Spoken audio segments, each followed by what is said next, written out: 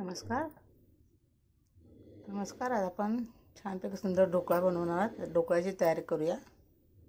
नमस्कार मित्रमैत्रिणींनो, आज आपण हा 1.5 कप चण्याची डाळ घेतली, म्हणजे बेसन घेतलं आहे, चण्याचं पीठ आहे आणि हा ह्याच वाटीने घेतलं आहे 1.5 कप।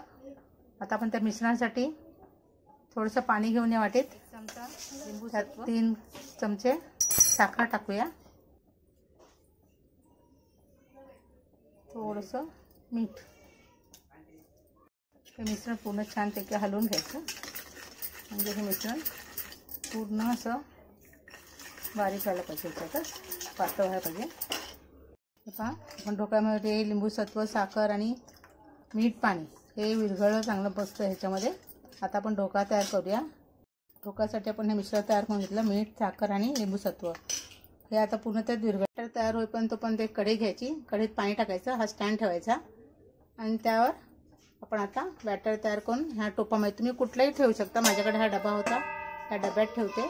पण तोपर्यंत हे पहा, ढोकळा तयार करण्यासाठी पीठ घेतले, त्यात हे जे मिश्रण जे केलं आपण तसं टाकायचं। सारखा ढोकळ्याचं पीठ हे हलवत राहायचं, त्याला गोळे होऊ द्यायचे नाही आणि वरून थोडंसं पाणी टाकायचं, त्यात थोडीशी हळद टाकायची, ते थोडं पाणी टाकत पण हे छानपैकी फेटून घ्यायचं।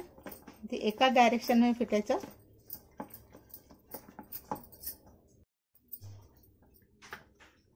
यात थोडं तेल टाकायचं, 3 चमचे तेल टाकून सुद्धा थोडंसं छानपैकी फेटून घ्यायचं।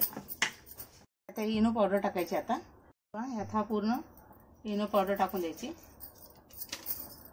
आणि हे एकाच डायरेक्शनमध्ये सगळं कालवायचं। असं एकाच डायरेक्शनमध्ये कालवून स्मूथ पेस्ट बनवायची, जसं आपण वडापावला कसं करतो तशी ही पेस्ट अशी यायला पाहिजे। हे पहा, आपण ढोकळ्यासाठी हे मी भांडं वापरलंय, त्यात थोडीशी असं तेल लावायचं, तेल लावून पूर्ण पसरून घ्यायचं असं।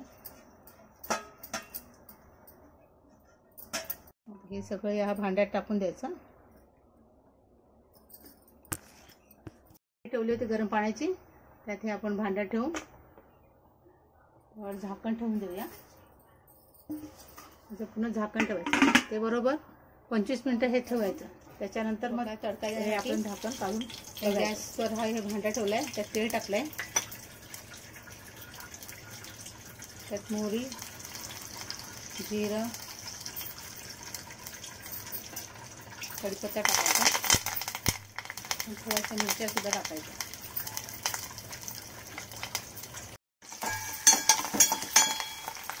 त्यात पाणी टाकायचं, या भांड्यामध्ये पाणी टाकायचं, अर्धा ग्लास पाणी टाकायचं आणि त्याच्यात 2-3 चमचे साखर टाकायची। त्यात थोडंसं चवीपुरतं मीठ टाकायचं, मीठ आपण ऑलरेडी टाकलेलं असतं त्याच्यात। थंड झाल्यावर या प्लेटमधून आपण हा ढोकळा बाहेर काढून घेतला। थंड झाल्यानंतर पूर्ण आपण याचे चौकोन पाट करून घेऊ। पहा, या प्रकारे आपण चौकोनी पाट बनवून घेऊया। तुम्हाला पाहिजे तेवढे तुम्ही साईज कापू शकता। आता जो आपण तडका बनवून घेतलाय, आता ह्या कापलेल्या पिसावर सगळं टाकायचे, असं व्यवस्थित स्प्रेड करायचे।